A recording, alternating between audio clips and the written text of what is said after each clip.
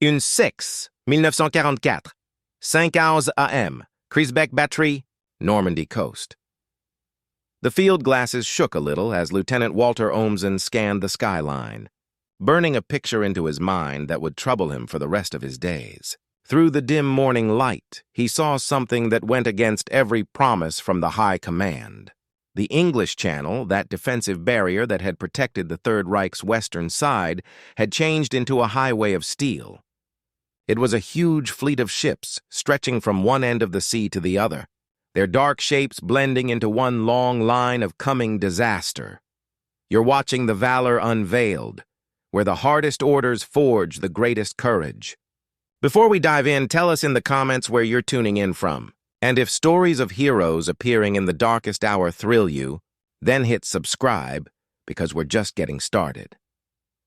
The invasion group was made up of 6,139 ships, 1,213 warships, 4,126 landing boats, 736 support boats, and 864 merchant ships crewed by over 195,000 Navy men from 8 Allied countries. At 5:52 a.m., Olmsen's battery got the command to start shooting. 3 minutes later, at 5:55 a.m., the first shells from his 210mm Czech-made Skoda cannons flew toward the invasion fleet, like drops of water against a coming tidal wave. His battery fought the U.S. cruisers USS Tuscaloosa and USS Quincy and the battleship USS Nevada. At 6:30 a.m., his guns would sink the destroyer USS Corey, the only U.S. destroyer lost on D-Day. From his strengthened concrete lookout post at the top of the Crisbeck Battery, the 32-year-old naval officer had just become the first German soldier to spot and fight the Allied invasion of Fortress Europe. What Olmsen saw through his Zeiss rangefinder that morning was not just an attack fleet. It was a real-life display of a factory power that government messages had promised him could not exist. The numbers of failure were sailing toward him at 8 knots. The change had started. Within hours, German officers across Normandy would see a show of Allied factory strength that would break every belief about their enemy's abilities and mark the start of the end for Hitler's 1,000-year rule. The darkness of June 5th had brought worrying signals. At Army Group B headquarters in La Roche-Guyon, 50 miles from the coast, Lieutenant General Hans Speidel, Chief of Staff to Field Marshal Erwin Rommel since April 15, 1944, watched increasingly troubling news. Rommel himself was away in Germany for his wife's birthday, certain the weather was too bad for any attack attempt. At 1:20 a.m., the 7th Army got a notice of huge parachute drops across Normandy. The 82nd and 101st Airborne Divisions, with over 13,000 men, were being dropped by Douglas C-47 Skytrains. General of Artillery Erich Marx, leading the 84th Corps from his base in St. Lo, knew right away. A veteran of the Eastern Front who had lost a leg at Stalingrad, Marx had the battlefield sense that years of fighting had sharpened to a razor's edge. But even Marx, one of the German army's most seasoned leaders, could not guess the size of what was coming. The German soldiers had gotten ready for an invasion. They had not gotten ready for a factory landslide that would overwhelm them with a huge advantage in supplies. Vice Admiral Friedrich Ruge, named as naval advisor to Rommel in November 1943, had spent months checking the coastal defenses. Born into a naval family in 1894, Ruge understood sea battles better than any German officer in France. He had pushed for more mines, more barriers, more guns. But as he would later note in his book, Rommel in Normandy, we were getting ready to fight the last war. They were bringing the next one. The German High Command had believed that the Allies could start an attack with maybe 20 divisions, backed by perhaps 3,000 ships. They based these estimates on their own abilities, their own weaknesses, their own experience of shortages, and growing factory tiredness. After 5 years of war, as the first light of morning crept across the Normandy coast on June 6th, German lookouts in bunkers and lookout posts from Cherbourg to Le Havre began to report the unbelievable. Not hundreds of ships, but thousands. Not a raid or a trick, but the largest sea-to-land invasion in human history. At Strong Point WN-62, looking over what would become known as Omaha Beach, Private Hinrich Severloh looked through his machine gun opening at 5:45 a.m. The 20-year-old farm boy from Metzingen had never seen the ocean before being posted in Normandy. Now he saw no ocean at all, only steel. Ships everywhere, Severlo would later write in his book. Big ships, small ships, fat ships with flat bottoms, destroyers speeding back and forth like sheepdogs. The skyline was gone. I tried to count, but gave up at 100. There were thousands. Across the 50-mile invasion front, German officers and soldiers had the same shocking understanding. They were facing not just better numbers, but a different level entirely. At 5:30 a.m., the naval shelling began. Available to the fleet were 5 battleships, 20 cruisers, 65 destroyers, and 2 monitors. For the German soldiers, it was their first lesson in American factory math. The USS Texas alone fired 255 rounds from her 14-inch guns in the first hour. Each shell weighed 2,400 pounds. In 60 minutes, one ship had delivered 178 tons of high explosives, more than many German artillery units had in their total ammunition supply. Before the first soldier stepped onto the beaches, the Allied naval forces had fired around 50,000 shells from destroyers, 23,000 shells from cruisers, and 3,500 shells from battleships, about 130,000 tons of explosives. General of Infantry Gunther Blumentritt, Chief of Staff to Commander-in-Chief West, would later say, "We had prepared to fight soldiers. We found ourselves fighting factories."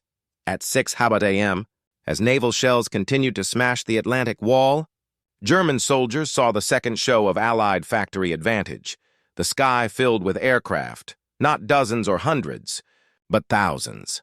Allied air forces flew over 14,000 flights to support the landings, having already gotten control of the air before the invasion.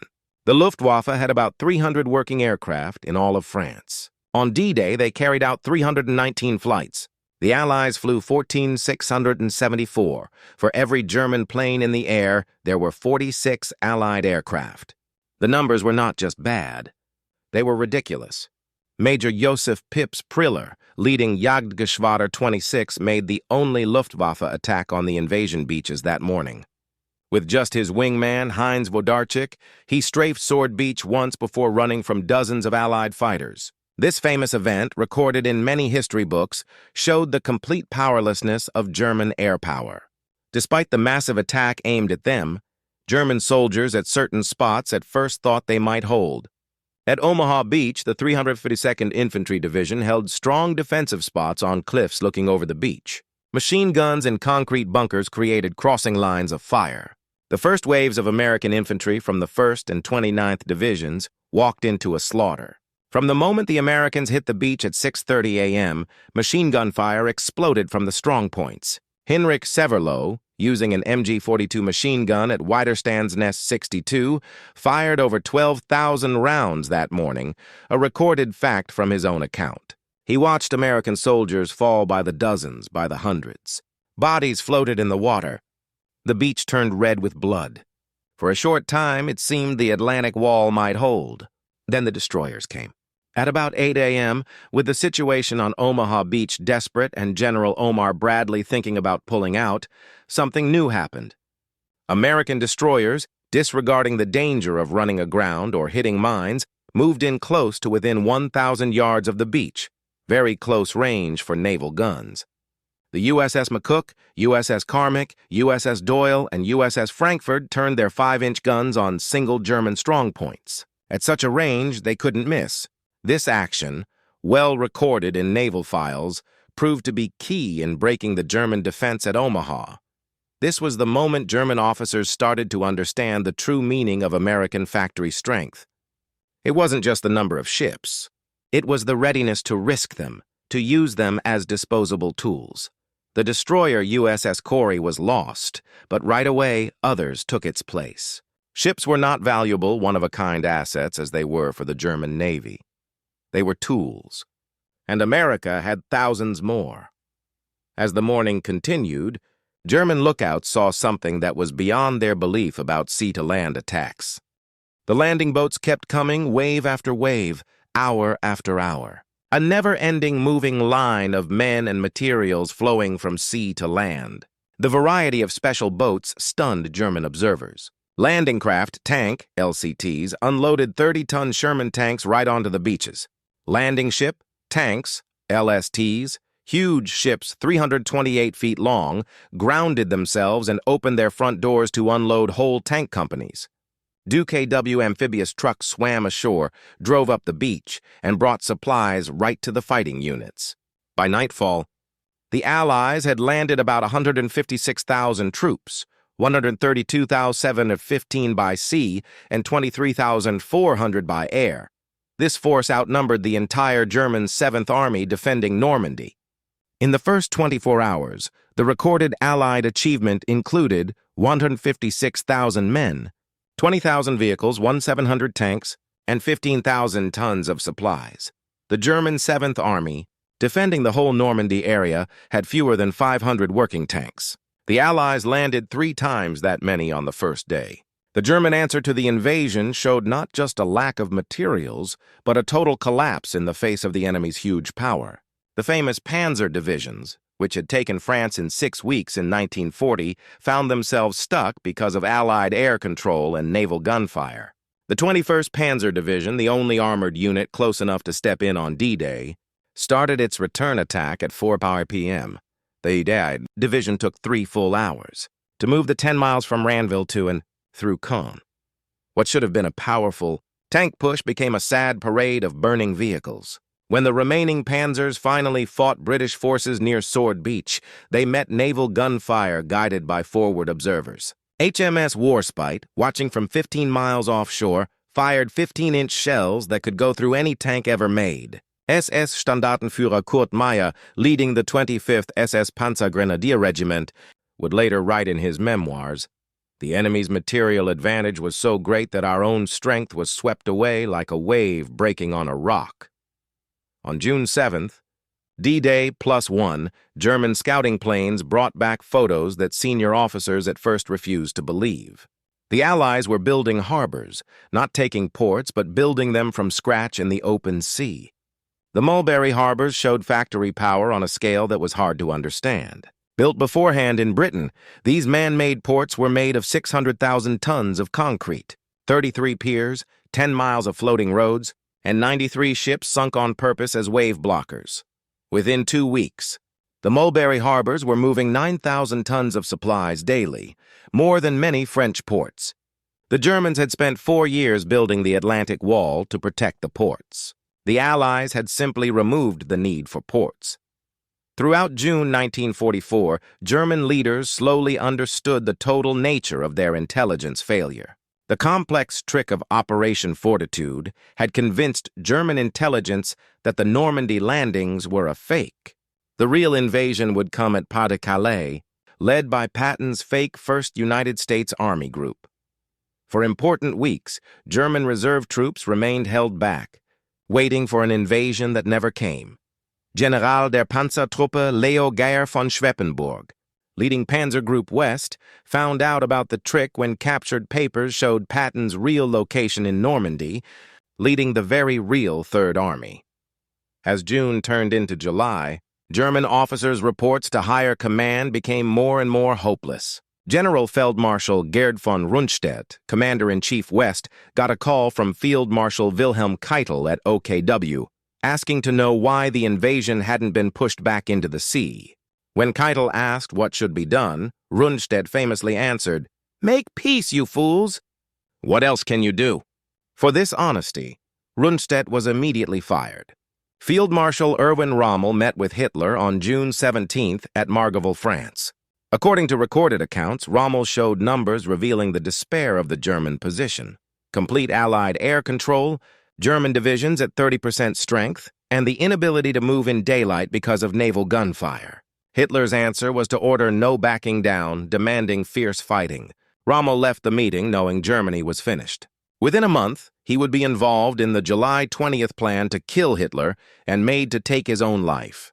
Hans Speidel, Rommel's chief of staff, who lived through the war, would later write in Invasion 1944, Rommel and the Normandy Campaign. "We were not beaten by better soldiers or a better plan. We were overwhelmed by a mountain of supplies. The battle for Caen showed the uselessness of German fighting against Allied material advantage. On July 7th, 467, RAF heavy bombers dropped 2,500 tons of bombs on Caen in 40 minutes, more explosive power than the entire Luftwaffe had in France. The 12th SS Panzer Division, Hitlerjugend, one of Germany's best units, entered the Normandy battle with 20,540 men and 150 tanks. After 6 weeks, it had 300 men and no tanks, losing 8,000 soldiers in the Falaise pocket alone. Operation Cobra, the American breakout from Normandy starting July 25th, gave the final show of Allied power. 500 heavy bombers, 380 medium bombers, and 550 fighter bombers dropped 3,300 tons of bombs in a focused carpet bombing attack, aiming at an area just 6,000 by 2,200 yards. General Lieutenant Fritz Bayerlein, leading the Panzer Lehr Division, placed right under the bombing, reported, "My division has been wiped out. We are not fighting an army. We are fighting a factory complex." The Panzer Lehr, which had entered Normandy with 190 tanks and 16,000 men, simply disappeared. Of 3,000 men in the targeted area, 1,000 died instantly, 1,000 were hurt, and 1,000 were too mentally broken to fight. The operation's sad friendly fire events killed 111 Americans and wounded 490, including Lieutenant General Leslie J. McNair, the highest-ranking U.S. officer killed in action in the European theater. But even these losses were taken without changing the operation's success. The Falaise Pocket, from August 12 to 21, 1944, became the final resting place of German forces in Normandy. The recorded numbers were disastrous. 10,000 to 15,000 Germans killed, 40,000 to 50,000 captured. 344 tanks and self-propelled guns destroyed in the northern part alone, 2,447 soft-skinned vehicles left behind, 252 artillery pieces lost. Between 20,000 and 50,000 Germans managed to escape the trap, but as scattered groups rather than fighting units. The German general staff had trouble understanding that they were not fighting a military battle, but a factory equation. The 1944 production comparison clearly showed Allied factory power. German production. 1944, aircraft, 39,807. Tank production, highest, 1,154 month, December. Military trucks, 68,000. American production, 1944, aircraft, 96,000. Tanks, 29,000. Military trucks, 650,000. These numbers didn't include British, Canadian, or Soviet production. Germany was fighting the whole world's factory output with the production ability of a medium-sized country, increasingly lowered by bombing. Total American wartime production included 297,000 aircraft, 193,000 artillery pieces, 86,000 tanks, 2 million army trucks, 41 billion rounds of ammunition. General Franz Halder, former chief of the General Staff, figured out after the war. By 1944, the Allied advantage in war production was about 5-1. In certain items, like trucks, it was 10-1. We were not beaten. We were eliminated by the numbers. The German officers who survived Normandy were mentally changed. They had seen not just a military loss, but the complete disproving of the Nazi belief system about German superiority and American weakness. Young officers who had grown up under Nazism were especially impacted. They had been told Americans were soft, softened by comfort, unable to fight. Instead, they found out Americans had machines to do the hard work, radios to coordinate, plenty of ammunition to practice with, and confidence from endless backup. The suicide rate among German officers rose sharply. Losing was one thing. The complete disproving of their way of seeing the world was another. Beyond just quantity, German officers faced a technology difference that showed how far behind Germany had fallen. Special shells turned anti-aircraft fire into precise killing. Radar-guided naval gunfire could hit targets miles inland with first-shot accuracy. DUKW amphibious trucks solved supply problems Germany couldn't even think of. The Allied use of special vehicles particularly amazed German officers. Hobart's Funnies changed tanks that could clear mines, lay bridges, and destroy bunkers, solved battle problems with engineering rather than blood. Throughout the Normandy campaign, German officers developed a special fear of naval gunfire. The battleship HMS Rodney's 16-inch guns could fire 2,448-pound shells 23 miles inland. The USS Nevada, USS Texas, and HMS Warspite turned their main guns into super-heavy artillery that could destroy any target. German artillery trying to shoot back at naval ships learned the uselessness of their job. Ships moved. They also shot back. By July 1944, German movement in daylight had become almost undoable. Allied fighter bombers, working in cab ranks controlled by forward observers, could strike any target within minutes. The numbers were massive. Allied aircraft in the area, 12,000 plus. German aircraft, 300 to 500. Allied flights per day, 5,000 to 8,000. German flights, 50 to 100 when possible. The final numbers from the Normandy campaign told the story of factory warfare. Allied achievement, June 6th to August 30th, 1944. Men landed, 2,299. Vehicles landed, 438,471. Supplies landed, 3,098,259 tons. Aircraft flights, 480,000 plus. German losses in Normandy, killed 240,000. Captured 200,000. Tanks, assault guns lost 2,200. Divisions destroyed 40 plus.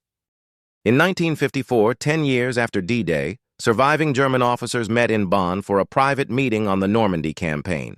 General der Infanterie Günther Blumentritt, who had served as chief of staff to both Rundstedt and Kluge, gave the main speech.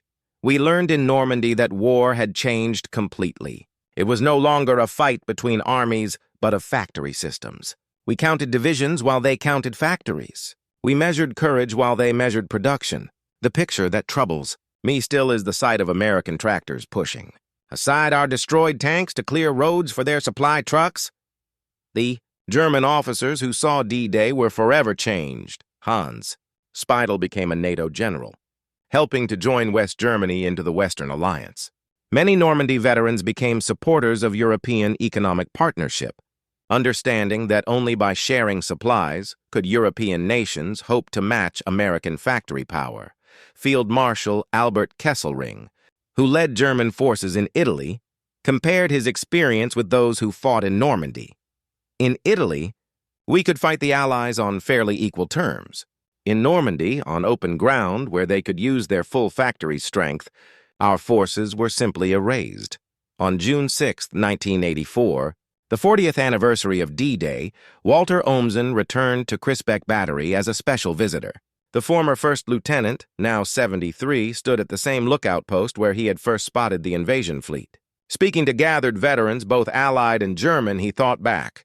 40 years ago, I stood here and saw the impossible, a sea covered with ships from one end to the other. I knew in that moment that everything I had been told was wrong. Weak nations don't build 7,000 ships. Divided nations don't organize such an invasion. I fired my guns at that fleet, and I might as well have been throwing stones at the tide. We sank one destroyer, damaged a few others. For every ship we hit, 100 passed safely. Young officers today study tactics from Normandy. But the real lesson is simpler. In modern war, the side that can produce the most wins. We learned that factory power is military power. The sea of ships I saw that morning was not just an invasion fleet. It was American factory strength made real. The German officers who watched nearly 7,000 Allied ships approach on D-Day saw more than an invasion. They saw the future of war, where factory power would beat everything else. The picture that troubled them, that unbelievable fleet stretching from one end of the sea to the other, was the real-life display of democracy's hidden strength set free. Of factory strength used for military goals on a scale that made old ways of fighting useless. They had prepared for war. They met instead the full factory power of the United States. The German officers who watched those ships knew in that moment of awful certainty that they were seeing the end of war as they knew it and the birth of something new. Factory warfare on a scale that made their professional skills outdated. Their loss was not military, but a numbers game, not about tactics, but about factories. Not a failure of courage, but a lack of trucks. It was a lesson written in steel across the waters of the English Channel on June 6, 1944, when nearly 7,000 ships announced that American factory strength had come to Europe and nothing would ever be the same again.